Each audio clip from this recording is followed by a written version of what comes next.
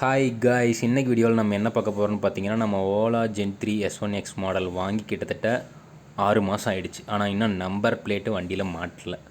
ஏன்னு பார்த்தீங்கன்னா, number plate நமக்கு இன்னும் தரவே இல்லை. இப்போ பார்த்தீங்கன்னா ரீசெண்டாக அந்த ஒரு 2 டேஸ்க்கு முன்னாடி தான் வந்து நமக்கு நம்பர் பிளேட்டே கைக்கு கொடுத்துருக்காங்க. நம்ம வண்டி எடுத்து கிட்டத்தட்ட பார்த்தீங்கன்னா 6 மாதம் ஆகிடுச்சு. 6 மாதம் கழிச்சு நம்பர் பிளேட்டே இப்போ தான் கைக்கு வந்துருக்குது. இன்னும் ஆர்சி புக்கு வரத்துக்குன்னு எவ்வளோ நாள் ஆக போதோ தெரியல. இந்த நம்பர் பிளேட்டை மாட்டிட்டு நம்ம ஃபோட்டோ எடுத்து அனுப்பணுமா. அனுப்புனதுக்கப்புறமேட்டு 1 வீக்கில் வந்து ஆர்சி புக் வந்துடும்னு சொல்கிறாங்க. பார்ப்போம் எவ்வளோ நாளில் வருதுன்னு தெரியல. சரிங்களா, வாங்க இந்த நம்பர் பிளேட் எப்படி மாட்டுறதுன்னு பார்க்கலாம். ஆல்ரெடி பார்த்தீங்கன்னா பேக் சைடு நம்பர் பிளேட் வந்து மாட்டிட்டேன். அதில் வந்து எந்த பெருசாக பிரச்சனையும் கிடையாது. நான் வந்து போல்ட்டு தான் போட்டு டைட் பண்ணி வச்சுருக்கேன், 10 சைஸ் போல்ட்டு. இது வந்து அது நார்மலாக ஃபிட்டிங் ஈஸியாக தான் இருக்குது. பேக்கில் எதுவும் ஆல்ட்ரு பண்ணி போடுற மாதிரி இல்லை. லெஃப்ட் ரைட் மட்டும் அட்ஜஸ்ட் பண்ணுற மாதிரி இருக்குது. வேணும்னா அந்த மாதிரி அட்ஜஸ்ட் பண்ணி சென்டரில் வச்சு போட்டுக்கலாம். ஃப்ரண்ட்டில் மட்டும் பார்த்தீங்கன்னா கொஞ்சம் ஆல்ட்ரு பண்ணி போடுற மாதிரி இருக்குது. ஏன்னா ஃப்ரண்ட்டில் பார்த்தீங்கன்னா நட்டு போடுற மாதிரி எதுவும் இல்லை. ஸோ அதை வந்து ரிவீட்டில் அடிக்கிற மாதிரி தான் இருக்குது. அதே மாதிரி நம்ம கவர் பார்த்திங்கன்னா கடையில் வாங்கினது ஹோல்ஸ் கொஞ்சம் செட் ஆகலை. அந்த 2 ஹோல் கிட்ட பார்த்திங்கன்னா கொஞ்சம் லைட்டாக கடைஞ்சி நம்ம அதாவது சும்மா கட் பண்ணி எடுத்து அதுக்கப்புறமேட்டு போடுற மாதிரி இருந்தது. ஓகேங்களா, இதுக்கு வந்து நம்ம பார்த்திங்கன்னா 10 சைஸ் நட்டு இருக்குது பார்த்திங்களா, அதை வச்சு தான் நம்ம போட போகிறோம். அப்படியே டேரெக்டாக ஸ்க்ரூ பண்ண போகிறோம். அதை கொஞ்சம் நீங்கள் அந்த மாதிரி 2 பக்கமும் கடைஞ்சிக்கிட்டிங்கன்னா கரெக்டாக அந்த சென்டர் பாயிண்ட் வச்ச மாதிரி போட்டுக்கலாம். ஓகேங்களா, இதுக்கப்புறம் பார்த்திங்கன்னா இதில் வந்து 10 சைஸு நட்டு, அதாவது 1 இன்ச் இல்லாமல் 1/2 இன்ச்சு லென்த்து இருக்கிறதுலே ஷார்ட்டாக இருக்கிற மாதிரி. ஏன்னா ஓவர் லென்த்தாக இருந்துச்சுன்னா இதில் நீங்கள் ஏற்றுனது பின்னாடி இருக்கிற அந்த பேனல் இருக்குது பார்த்தீங்களா, அந்த ப்ளூ கலரில், அதில் வந்து இடிக்கும். ஸோ அதனால் 1/2 இன்ச்சு லென்த் இருக்கிற மாதிரி வாங்கிக்கோங்க. வாங்கிட்டு அதை நம்ம இந்த மாதிரி ஸ்பேனர் போட்டிங்கன்னா அழுத்த முடியாது. ஸோ கட்டிங் பிளேடில் வந்து இந்த மாதிரி ஃப்ரண்ட்டில் பிடிச்சிக்கோங்க. மறக்காமல் வாஷர் போட்டுக்கோங்க. ஏன்னா இந்த மாதிரி நம்ம வந்து கொஞ்சம் கட் பண்ணி போட்டோம்னா அந்த டயா சைஸ் பெருசாக இருக்கும்ல. ஸோ அதனால் வந்து வாஷர் வச்சு போட்டுக்கிட்டிங்கன்னா நல்லா டைட்டாக இருக்கும். கட்டிங் பிளேடில் நல்லா உள்ளே அழுத்தின மாதிரி வச்சு நல்லா டைட் பண்ணிங்கன்னா அது மரம் லைட்டாக மைல்டாக பிடிக்க ஆரம்பிச்சிடும். ஏன்னா அதுலேயும் மரம் இருக்காது. ஏன்னா உள் சைடும் மரம் எதுவும் கிடையாது. இது வந்து ரிவீட் டைப்பில் வந்து போடுற மாதிரி இருக்கும். நம்ம வந்து இந்த 10 சைஸ் வந்து கரெக்டாக வந்து மரம் அதில் ஏறுற அளவுக்கு நல்லா ஃபிட்டிங் கரெக்டாக இருக்குது. அதனால் கொஞ்சம் அழுத்தி நீங்கள் வந்து டைட் பண்ணிங்கன்னா ஒரு 2 மரம் ஏறிக்கிச்சுன்னா அதுக்கப்புறம் பார்த்திங்கன்னா அந்த மரையிலேயே நம்ம டைட் பண்ண உள்ளே போய்க்குது.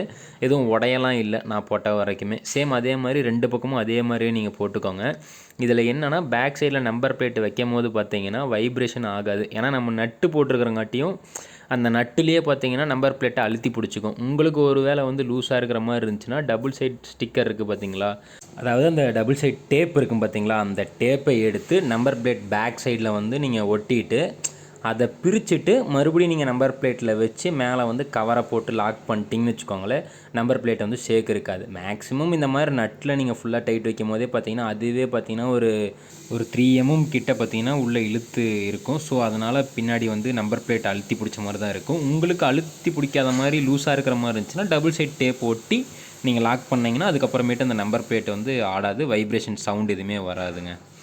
உங்களுக்கு யாருக்காவது இந்த மாதிரி நம்பர் பிளேட்டோ இல்லை ஆர்சி புக்கோ இந்த மாதிரி டிலே ஆகி வந்திருக்கு, ஏன்னா ரிசீவ் ஆகலை அப்படிங்கிறவங்க கமெண்ட் செக்ஷனில் கமெண்ட் பண்ணுங்கள். எத்தனை பேர்த்துக்கு என்னங்கிறத நானும் தெரிஞ்சுக்கிறேன். எனக்கு மட்டும்தானா இல்லை மற்றவங்க உங்களுக்கும் இந்த மாதிரி பிரச்சனை நிறையா பேர்த்துக்கு வந்திருக்கா என்னன்ட்டு. எனக்கு வந்து ஏதோ ஆர்டிஓ ரிஜிஸ்ட்ரேஷன் ப்ராப்ளம், ஸோ அதனால் லேட் ஆகுதுங்க அப்படின்னு சொல்லி எனக்கு சொன்னாங்க.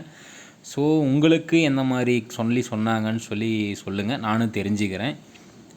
நீங்கள் ஒரு வேளை இந்த மாதிரி கவர் இல்லாமல் போடுறதுனாலும் டேரெக்டாக நம்பர் பிளேட்டில் வந்து ஓட்டை போட்டு நீங்கள் நம்பர் பிளேட்லேயே இதே மாதிரி ஸ்க்ரூ போட்டு டைட் பண்ணிங்கனாலும் தாராளமாக நிற்கும்.